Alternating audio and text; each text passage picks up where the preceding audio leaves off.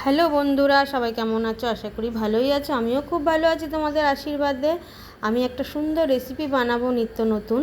তো ছানার জিলিপি বানাবো। তো চলো দেখে নিই কীভাবে বানাচ্ছি বন্ধুরা। একটা পাত্র নিলাম, পাত্রের মধ্যে আমি দুধটা ঢেলে নেবো। 500 গ্রাম দুধ নিয়ে নিয়েছি, এখানে লিকুইড দুধ। তো এটাকে আমি ছানা বানিয়ে নেব। তো চলো দেখি। এখানে আমি দুধটা ঢেলে নিচ্ছি গামলায়। তো হঠাৎ ইচ্ছে হলো যে একটু ছানের জিলাপি মিষ্টির দোকান থেকে তো কিনে খাওয়াই যায়, তো একটু বাড়িতে বানিয়ে দেখি। একদম প্রথম ট্রাই করছি বন্ধুরা। যদি ভালো লাগে তোমাদের কাছে লাইক কমেন্ট শেয়ার ফলো করে দিও, আর বন্ধুদের কাছে ছোট্ট করে একটা শেয়ার করে দিও, তো ভালোই লাগবে। আর যদি না ভালো লাগে তো লাইক কমেন্ট শেয়ার ফলো করতে হবে না। তো চলো আমি এখানে আমি ছোটো ছোটো কাপে 2 কাপের মতো ময়দা নিয়ে নিলাম। এর মধ্যে সামান্য পরিমাণে একটু খাবার সোডা দিয়ে দেবো। আর দুধটা ফুটছে আমার বন্ধুরা, একটু খাবার সোডা দিয়ে দিলাম। দুধটা ফুটছে বন্ধুরা আমার। এই দুধের মধ্যে আমি ছানা কাটার পাউডার দিয়ে দিচ্ছি। দেখো এখানে আমি 1.5 চামচের মতো ছানা কাটার পাউডার নিয়ে নিয়েছি।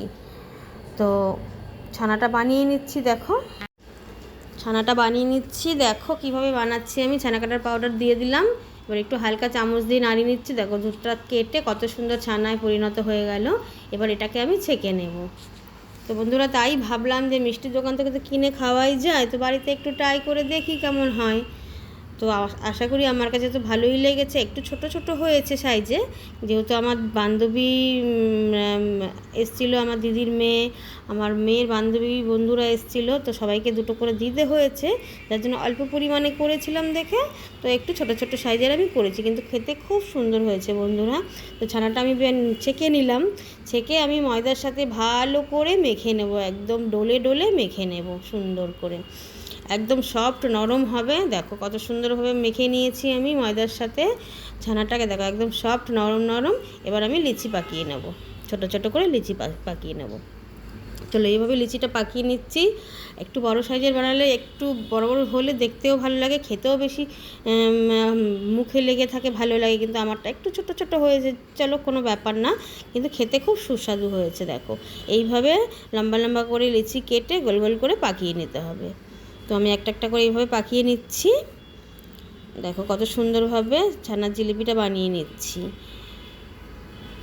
তো আমি প্রায় দিনই মিষ্টির দোকান থেকে বন্ধুরা কিনে কিনে খাই। আমার খুব ভালো লাগে এই জিলিপিটা। নর্মালি জিলিপি তো ভালোই লাগে, তো ছানা দিয়ে এই রেসিপিটা আমার খুবই ভালো লাগে। তো ভাবলাম যে একটু বাড়িতে বানিয়েই দেখি, বাচ্চা কাচ্চার ঘরে সবাই আনন্দ পাবে, আর বাড়িতে বানিয়েছি একটা আনন্দের বিষয়, ভালো লাগে। তো জাস্ট আমি বানিয়ে নিলাম। এবার কড়াইতে আমি তেল দিয়ে দিয়েছি। এখানে আমি রিফাইন তেল নিয়ে নিয়েছি বন্ধুরা। তোমরা চাইলে ঘিয়েও ভাজতে পারো বা মাখনেও ভাজতে পারো। তো আমি সাদা তেল নিয়ে নিয়েছি, এখানে বাদাম তেল। তো আমি এটাকে এবার ভেজে নেব লাল লাল করে। তেলটা পুরো গরম করে নিয়েছি, মিডিয়াম গ্যাস রেখে এবার ভেজে নেব ভালো করে। তো বন্ধুরা তোমরাও বাড়িতে ট্রাই করো, বেশ মজার রেসিপি, বাচ্চাদের প্রিয়, বয়স্ক মানুষদেরও খুব প্রিয়। তো বাড়িতে বাচ্চা কাচ্চা এরকম আসলে হঠাৎ করে কী বানাবে কী না বানাবে খুঁজে না পেলে এই ধরনের দুধ দিয়ে ছানা তৈরি করে চট জলদি একদম এই রেসিপিটা তোমরা বানিয়ে নিতে পারো। তো বেশ ভালোই লাগে কিন্তু বন্ধুরা, খুব মজার রেসিপি। চলো আমি লাল লাল করে ভেজে নিচ্ছি, ভেতরে যাতে কাঁচা না থাকে, বেশ একদম লাল লাল করে একদম ব্রাউন কালার করে ভেজে নিতে হবে। তো এই দিকে আমি হাঁড়ি বসিয়ে দিলাম একটা। এর মধ্যে আমি 2 বাটি জল দিয়ে দিচ্ছি, আর দিয়ে দেবো গোটা এলাচ 3-4টে গোটা এলাচ দিয়ে দিচ্ছি। সঙ্গে দিয়ে দেবো, এদিকে আমার ভাজাটা হচ্ছে, দেখো লাল লাল হয়েই গেছে ব্রাউন কালারের। এবার আমি নামিয়ে নেব, পরের পাটটা আবার দেবো। দেখো হয়ে গেছে সুন্দরভাবে। এদিকে আমার জলটা গরম হচ্ছে, আমি গোটা এলাচ দিয়ে দিয়েছি জলের মধ্যে। এবার আমি দিয়ে দেবো 1.5 বাটির মতো চিনি। এখানে খুব হাই মানে বেশি মিষ্টিও দেওয়া যাবে না, আবার খুব কম দিলেও শিরাটা ঠিকঠাক করে হবে না, মেপে দিতে হবে। আমি এখানে 1.5 বাটি চিনি দিয়ে দিয়েছি ছোটো বাটির। আর দিয়ে দেবো একটুখানি কালারের জন্য ফুড কালার। তো এটা আমি এবার নামিয়ে নিচ্ছি। জিলিপিটা ভাজা হয়ে গেছে আমার পুরো। দেখো কত সুন্দর কালার এসছে বন্ধুরা, ফাইন কালার, ফাইন। দেখতে কিন্তু খুব সুন্দর লাগছে ছোট ছোট হলেও, আর খেতে ততটাই সুস্বাদু বন্ধুরা। তোমরা বাড়িতে প্লিজ ট্রাই করো আমার কথা শুনে। বাচ্চাদের কিন্তু খুব প্রিয়, বড়দেরও ভালো লাগবে। খুব সুন্দর একটা রেসিপি। তো এখানে আমি একটু ফুড কালার দিয়ে দিচ্ছি। আমার শিরাটা ফুটে এসছে। এবার আমি কি করব, এই শিরার মধ্যে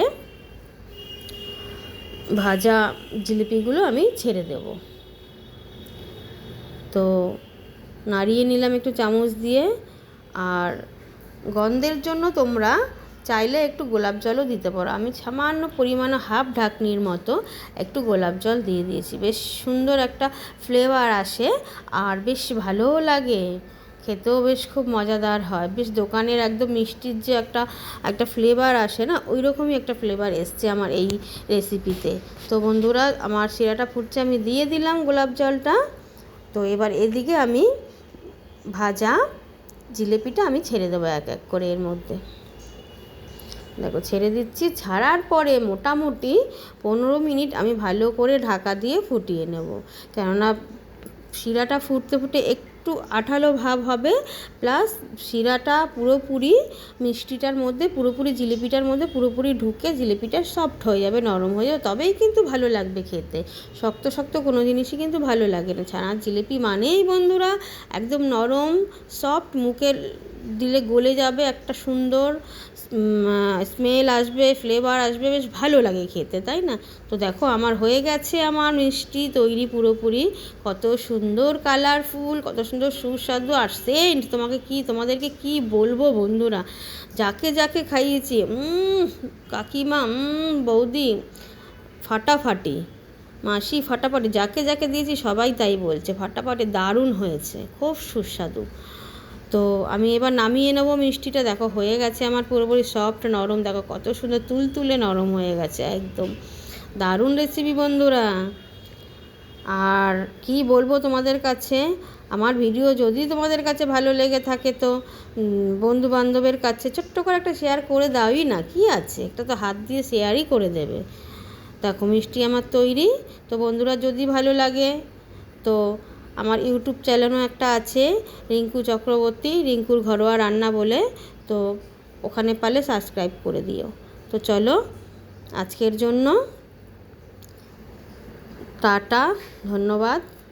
আর ফেসবুক থেকে যদি তোমরা দেখে থাকো তো লাইক কমেন্ট শেয়ার ফলো করে দিও। চলো টাটা।